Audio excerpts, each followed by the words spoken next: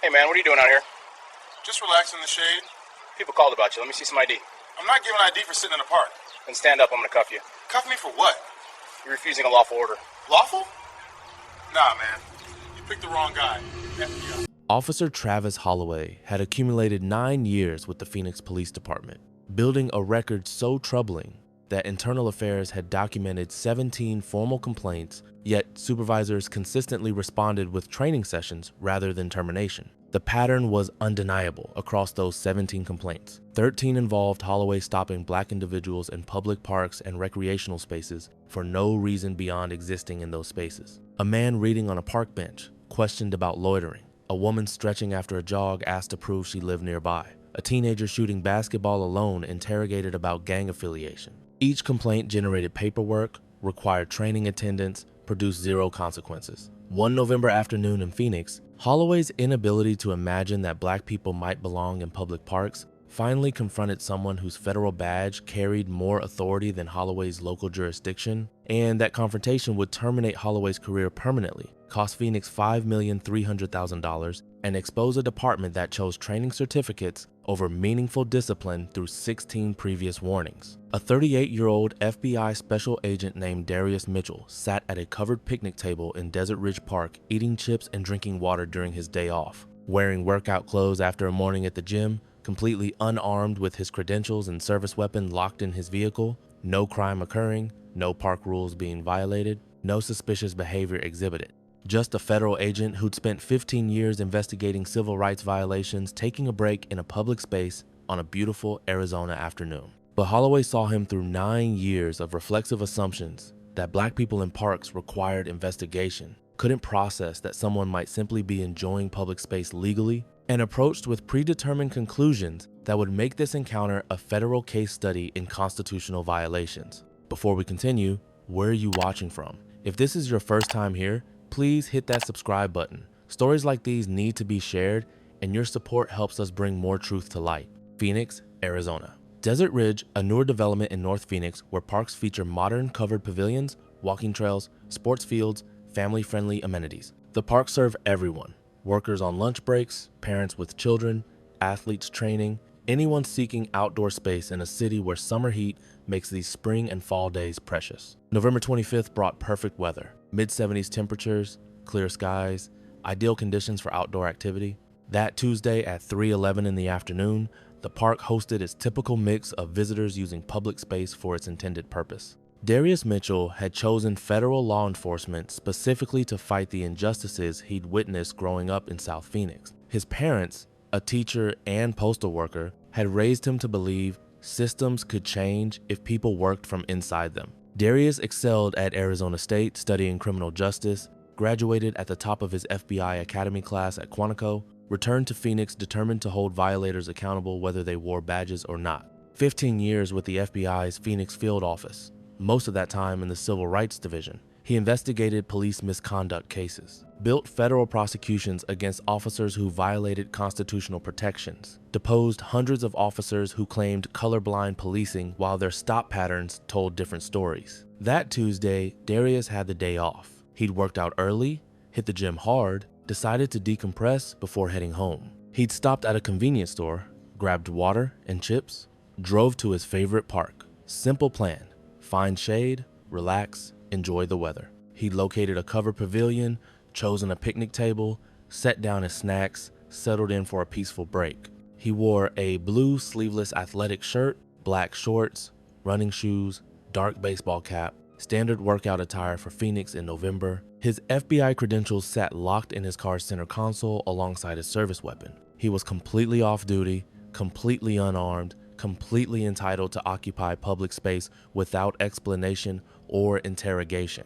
Darius opened his chips, drank his water, watched people use the park normally, kids playing on the grass, couples walking, someone throwing a frisbee with their dog. Just peaceful afternoon activity in public space. He'd been sitting there maybe 20 minutes when Officer Travis Holloway's patrol car pulled into the parking lot. Holloway represented a problem departments struggled to address despite documentation making the solution obvious. 9 years with Phoenix PD, 17 formal complaints, not scattered across decades but concentrated in 9 years. 13 of those, 17 showing identical bias. black individuals in public recreational spaces stopped and questioned without legal justification. Complaint 3. Black man sitting on park grass reading newspaper. Holloway demanded ID. Questioned why he was there. The man lived directly across the street. Complaint resulted in community policing workshop. Complaint 7. Black woman stretching after morning run. Holloway stopped her, asked if she lived in area, implied she might be casing vehicles. She ran there 5 days, weekly training for marathons. Complaint resulted in fitness recreation awareness training. Complaint 11. Black teenagers shooting basketball alone at public court. Holloway questioned him about gang connections based on clothing. The teenager wore his high school basketball uniform. Complaint resulted in youth engagement seminar. 17 complaints, 13 showing the same reflexive assumption that black people in parks don't belong there. Phoenix PD's response never varied. Document the complaint, assign training, close the file. The training topics changed, but effectiveness didn't. Cultural competency after complaint 4, implicit bias after complaint 8, constitutional policing after complaint 12, community engagement after complaint 15. Holloway attended every session, passed every assessment, signed every attendance sheet, returned to patrol, continued making identical stops. That afternoon, Holloway responded to a call about a suspicious person at Desert Ridge Park. The caller provided no description of criminal activity, no threats reported, no disturbance described, just discomfort with someone's presence. The caller was white, the person making them uncomfortable was black. Classic profile of calls that waste resources while creating constitutional violations. Holloway arrived at the park and immediately spotted Darius sitting at the picnic table. In Holloway's pattern of thinking, this registered as a situation requiring investigation. Black man, alone, must be homeless or planning something, must need to be questioned and probably moved along. Holloway didn't observe criminal behavior, didn't see park violations, didn't notice someone peacefully eating lunch. He just approached with 9 years of assumptions guiding his actions. Do you think eating chips at a picnic table requires explaining yourself to police? Drop your answer below. Darius saw the patrol car, thought nothing of it initially. Police patrol parks regularly, normal presence, no concern. Then Holloway exited and walked directly toward him with purposeful stride, and Darius recognized that approach immediately. He'd seen it hundreds of times investigating civil rights cases, the walk of an officer who's already decided guilt and just needs to figure out the charge. Holloway's body camera captured everything that followed, creating documentation that would become federal court evidence. Hey man, what are you doing out here? Not a greeting, an interrogation. Immediate questioning with edge that demanded justification for presence. Darius kept his response calm, professional. He'd dealt with officers like this from the investigative side countless times. Just relaxing in the shade, taking a break after my workout. Holloway moved closer, body language aggressive. People called about you. Let me see some ID. There it was, the demand without legal basis. No reasonable suspicion articulated, no crime described. Just people called, which isn't grounds for anything, combined with show me ID, which isn't lawful without reasonable suspicion of criminal activity. Darius knew Fourth Amendment law better than most federal judges. Terry v. Ohio. Reasonable suspicion required. Sitting in park isn't criminal activity. Someone calling because they're uncomfortable isn't reasonable suspicion. This demand was unlawful. I'm not giving ID for sitting in a park. That's not a lawful request. You have no reasonable suspicion I've committed any crime. This is where 16 training programs should have prevented disaster. Hours of constitutional policing instruction, explicit teaching about unlawful ID demands, clear warnings about creating liability. Holloway's response proved he'd learned nothing. Then stand up, I'm going to cuff you. Darius stood not from compliance, but from recognition that escalation was coming and standing voluntarily was safer than being forced to ground. Cuff me for what? I'm sitting in a public park. I haven't committed any crime. State your reasonable suspicion. You're refusing a lawful order, except the order wasn't lawful. That's the entire problem. Demanding ID without reasonable suspicion isn't lawful. Threatening arrest for asserting constitutional rights isn't lawful. This entire stop lacks legal foundation. And Darius had reached his limit. He reached into his pocket. Holloway's hand moved toward his weapon. Another problem worth examining.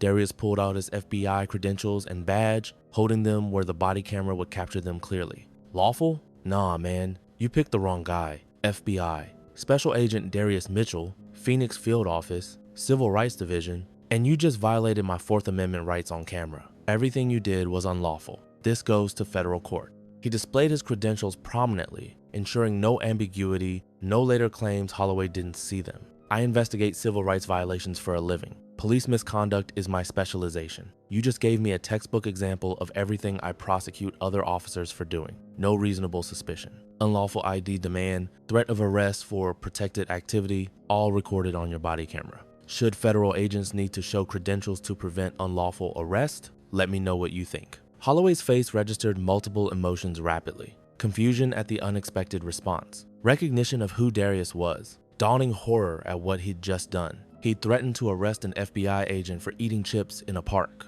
Your FBI? 15 years. I bill federal cases against officers who do exactly what you just did. Fourth Amendment violations, racial profiling, unlawful stops. This is literally my profession.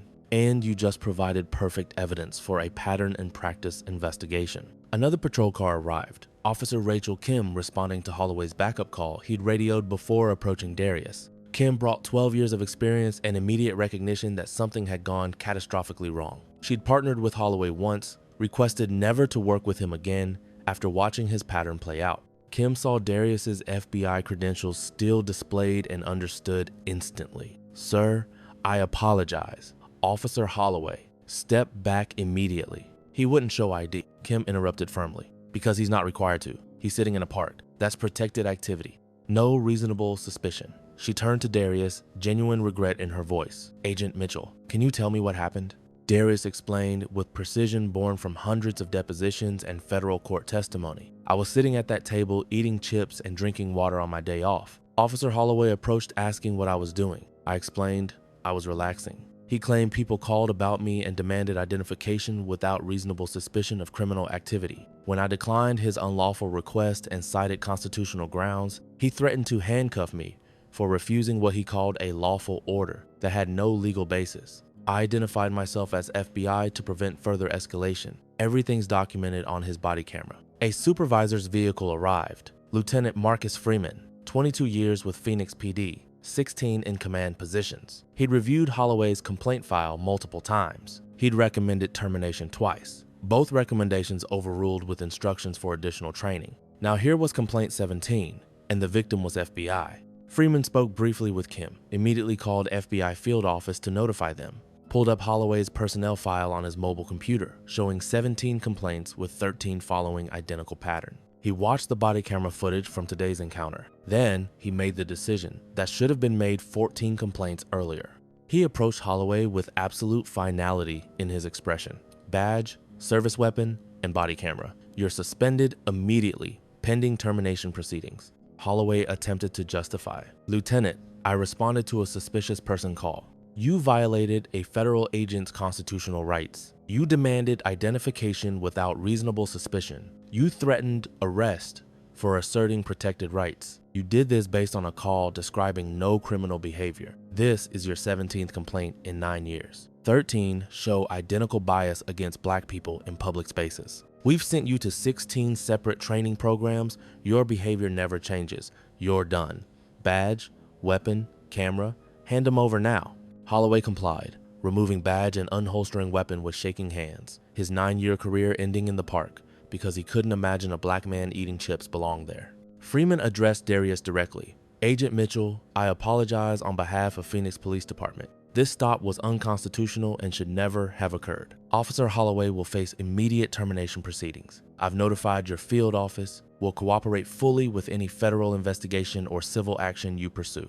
Darius gathered his chips and water. Lieutenant, I've spent 15 years investigating cases exactly like this. Police misconduct, constitutional violations. I've reviewed hundreds of complaint files showing patterns that departments ignored. Now I've experienced it personally. 17 complaints, 13 showing racial bias in park stops. Phoenix PD's solution every time was training. That's documentation without accountability. $5,300,000 is what you're about to pay in federal court. And I'm going to ensure Officer Holloway's 17 complaint pattern becomes evidence of systemic failure to supervise despite overwhelming documentation requiring termination.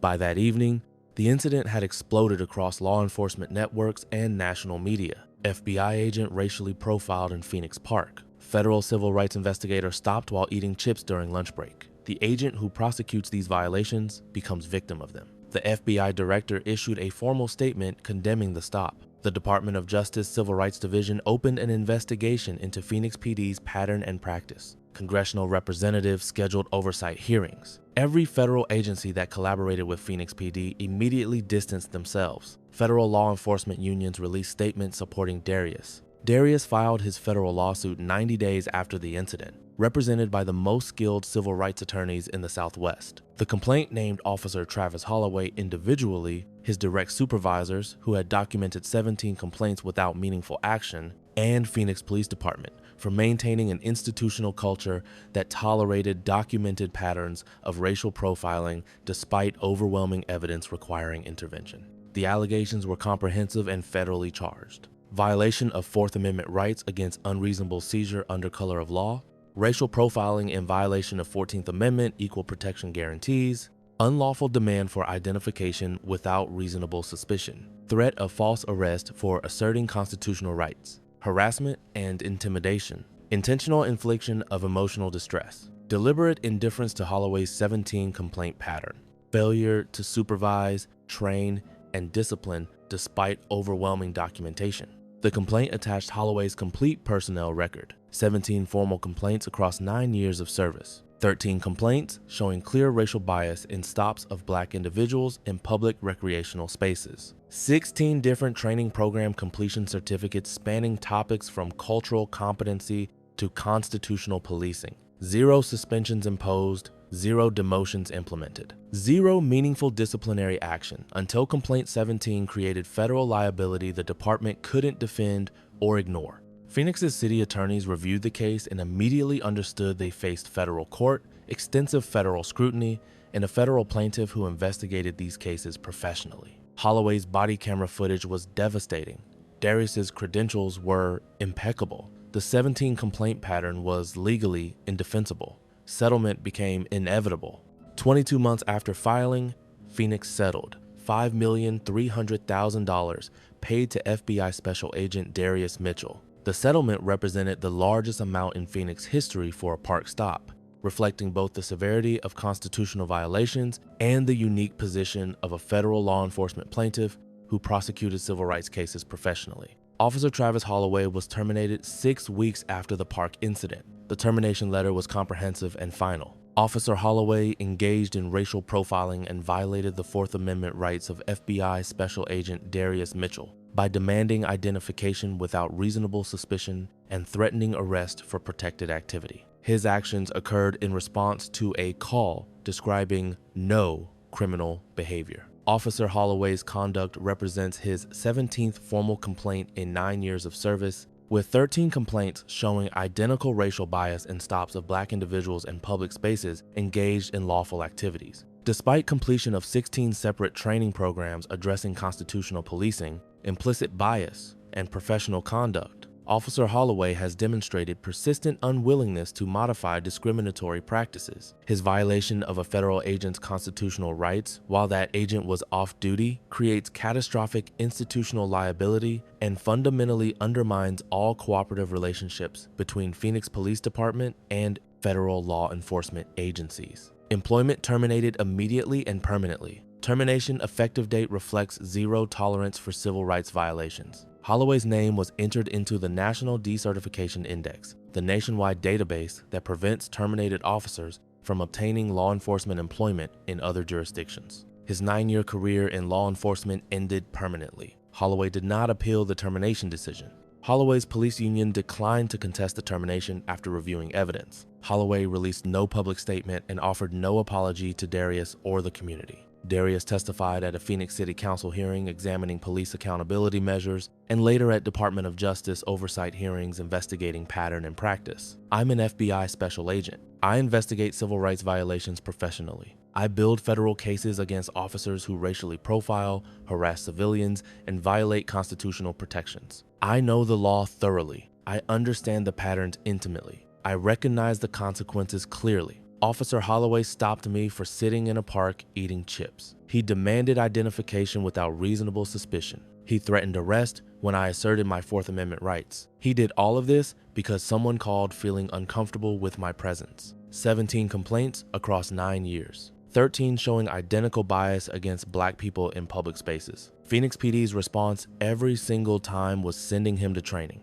16 separate programs, cultural competency, implicit bias, constitutional policing, community engagement. Holloway passed every class, completed every module, learned absolutely nothing that changed his behavior. $5,300,000 is what Phoenix is paying because one officer with 17 documented complaints couldn't imagine a black man belongs in a public park. But money doesn't erase being treated as suspicious for existing in public space. Money doesn't undo the assumption that I'm criminal until proven otherwise. And money won't prevent the next officer with 17 complaints from creating complaint 18. Unless departments fundamentally change how they respond to documented patterns requiring termination rather than endless, ineffective training. Phoenix implemented comprehensive policy reforms 8 months after settlement. Automatic termination consideration triggered at 10 complaints showing related patterns within any 5-year period. Training effectiveness measured by demonstrated behavior change rather than mere attendance and completion.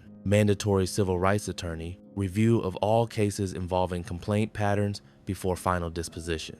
Body camera requirements for all interactions in parks and recreational facilities. Annual independent bias auditing examining stop locations, demographics, and outcomes with mandatory public reporting. City Council oversight of all pattern and practice findings. Why do police departments send officers to 16 training programs instead of recognizing after 10 complaints that training isn't working? Comment your thoughts below. This case wasn't about one Tuesday afternoon in November. This was about a police department that sent Travis Holloway to 16 training programs across 9 years, documented 17 formal complaints showing persistent racial bias in stops of black individuals in public recreational spaces, and continued his employment until he racially profiled and threatened to unlawfully arrest a federal agent who literally prosecuted civil rights violations professionally. Darius Mitchell paid the price, stopped while eating chips legally in a public park, treated as suspicious for relaxing in outdoor space, forced to display federal credentials and assert his rights to prevent unlawful arrest. Travis Holloway lost his career. That represents individual consequence for constitutional violations. Phoenix paid $5,300,000 in federal court. That represents institutional accountability through litigation. But both consequences required 17 complaints and 9 years to materialize because training attendants consistently replaced meaningful discipline regardless of whether actual learning or behavior modification occurred. The system documented every complaint meticulously, assigned training after each incident, closed files with certificates proving attendance, and continued Holloway's employment until a federal agent with authority to prosecute became victim 17 and forced accountability through federal litigation.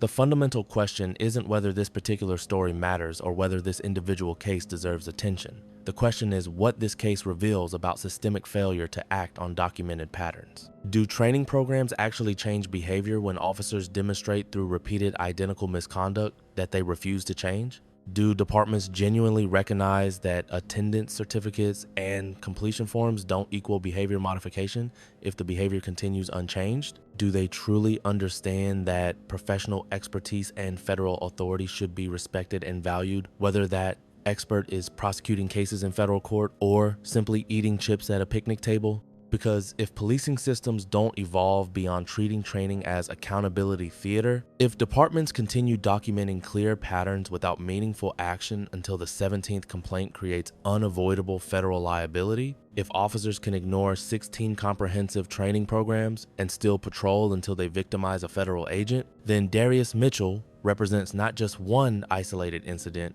but definitive proof that current approaches to police accountability fail by deliberate institutional design rather than accidental oversight. Comment below if you agree. 10 complaints showing related patterns within 5 years should trigger automatic termination proceedings. Training effectiveness must be measured by demonstrated behavior change in actual policing, not attendance records and completion certificates. No more training replacing real consequences for repeated documented misconduct. If you believe these stories, demand fundamental systemic change in how police departments handle complaint patterns. If you think federal agents investigating civil rights violations shouldn't be racially profiled any more than anyone else, then hit that subscribe button right now. We're documenting how police departments treat training as compliance theater and documentation exercise rather than genuine accountability mechanism. We're demanding better from institutions claiming to serve and protect. We're fighting for everyone's right to exist in public spaces without interrogation, investigation, or having to prove they belong there.